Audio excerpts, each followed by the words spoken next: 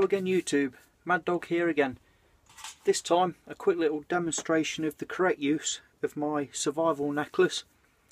Now again, if you're not familiar with these, some people have purchased them and have found them awkward and fiddly to use them and get a spark from them, which I understand, perfectly understand that.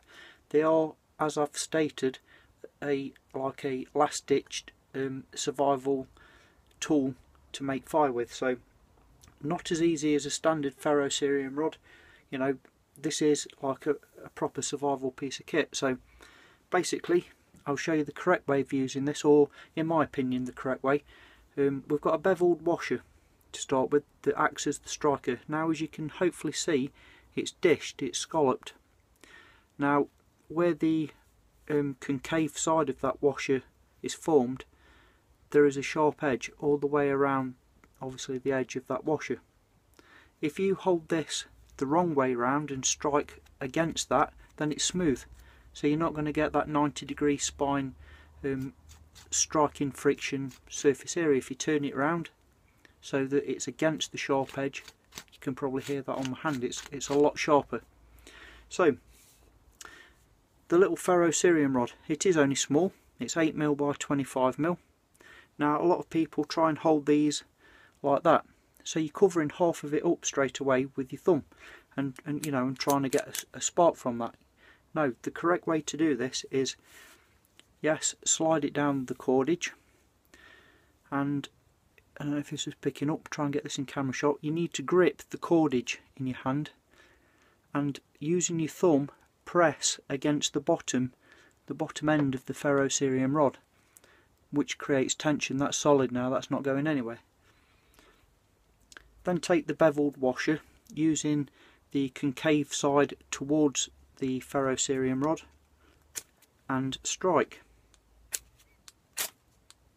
And as you can see, it does throw a good shower of sparks, albeit, like I say, it is more fiddly than a standard ferro rod. You know, I'm not going to lie to you, but it is doable. You can point this using your thumb and, you know, it does throw sparks. So what I've got here is the old cotton ball dressed with Vaseline and some birch bark here on the tray. So, you know, standard tinder items. Let's just fluff this open and see if we can't get a fire going from that little heap of tinder. So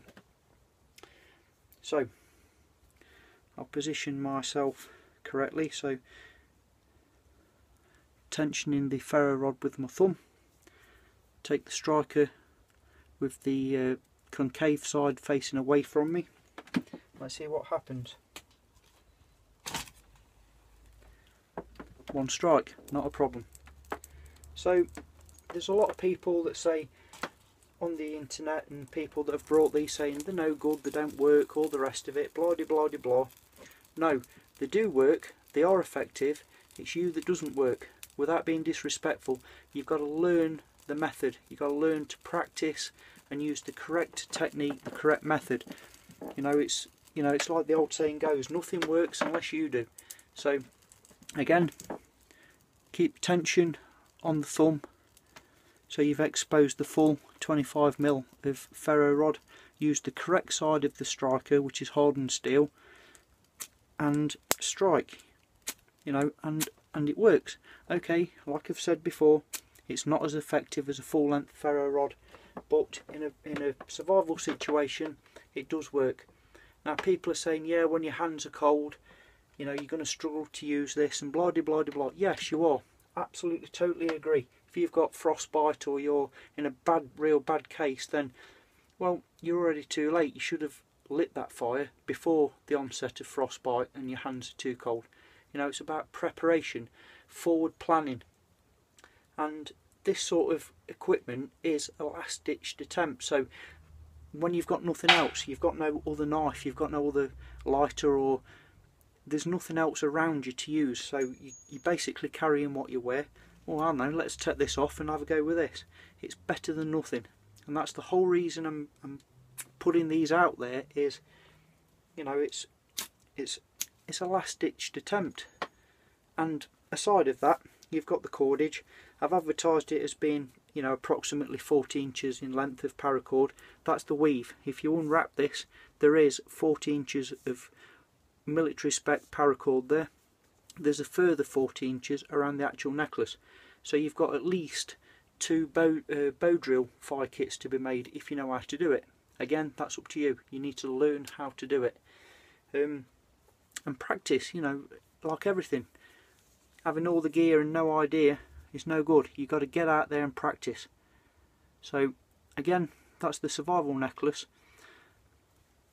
If you get it right and you do use this and practice it as it was meant in the right way, you will get successful results with it, like everything. So I thought to do a quick demo, the proper use of the survival necklace by myself, by Mad Dog.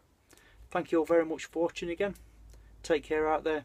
See you on the next one, which won't be long. Have a great weekend, what's left of it. See you soon. Mad Dog signing off. Yeah!